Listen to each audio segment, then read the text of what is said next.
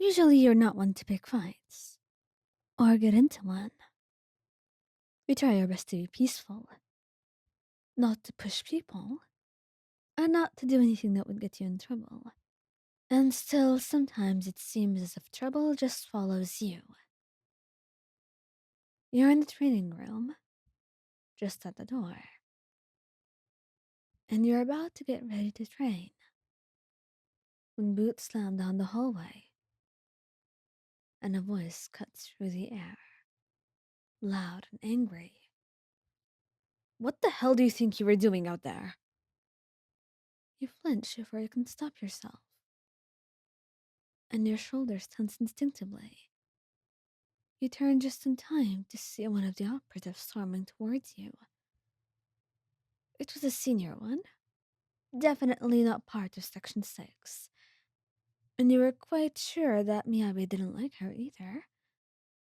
But you weren't at your headquarters for now, so you just had to deal with it until you went back.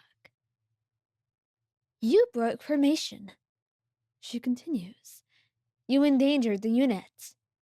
Do you have any idea? Enough.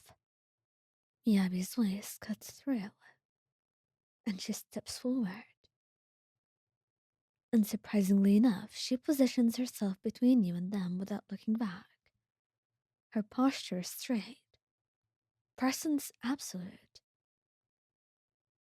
And Miyabi, she was protective of those who were close to her, who were part of her team. The operative scoffs. This doesn't concern you, Chief. I'm correcting a mistake. Actually, it does concern me. As YN is a member of Section 6, they're under my supervision, and you're raising your voice. That is unnecessary. They need to learn. If they can't handle pressure, then maybe they don't belong in Section 6. You feel it then. That familiar tightening in your chest. The way your throat closes. The way sound seems too loud all at once. You stare at the floor, your jaw clenched, trying not to react. You didn't want to cause a scene in the first place.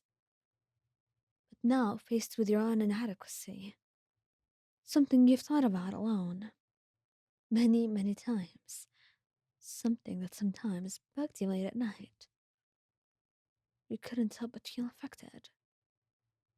And Miyabi noticed. You will lower your voice, she says. There's no anger in her tone, just pure decisiveness. Immediately, the woman bristles. With respect, Chief, you are dismissed, Miyabi says. And the words are quiet, final, and the hallway goes dead silent. The operative stares at her, stunned. I wasn't finished. I am, Miyabi replies. And a long tense beat passes. Then with a sharp turn, the operative leaves, retreating down the hall. Silence rushes back in, heavier than before. Miyabi does not turn around right away. When she finally does, her expression softens. Not much, but enough that you see it. And her eyes drop to your face, scanning you with quick, practiced concern. Are you hurt? She asks, and you shake your head. No, just caught off guard. I wasn't prepared for this. Her ears twitch. That was inappropriate. You were not treated correctly. You manage a small, embarrassed laugh. It's fine. I've had worse. She clenches her jaw. That does not make it acceptable. Miyabi, really? You didn't have to step in. Yes, I did.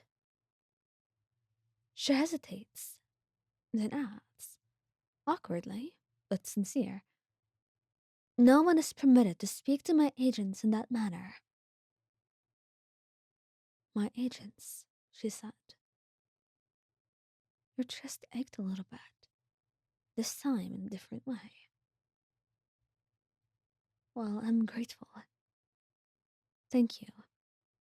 Truly. You say quietly, and she nods, then pauses, clearly unsure what to do next. After a moment, she reaches out, very gently and hesitantly, places a hand on your shoulder. It's stiff and careful, like she's afraid of doing something wrong. You handled yourself well, despite the provocation. Your voice comes out smaller than you intended. I tried. It still got to me. That is understandable. Being shouted at is not an effective motivator. He snored softly. Miyabi's not the best at emotional comfort, but she tries. And her effort is all that you need right now. If it helps, their assessment was incorrect. And that makes you look up. Yes, you acted to protect the unit. That in itself is not a failure. Your eyes sting. Praise from Miyabi herself. Well, you couldn't give less of a shit about what the other lady said.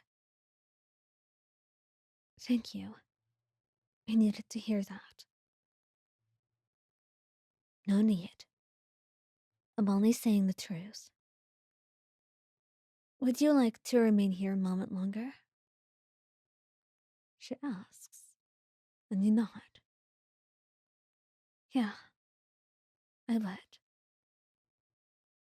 And she stays beside you, silent and solid. Someone that you can rely on. And little does she know, her words have a bigger effect than she could ever imagine.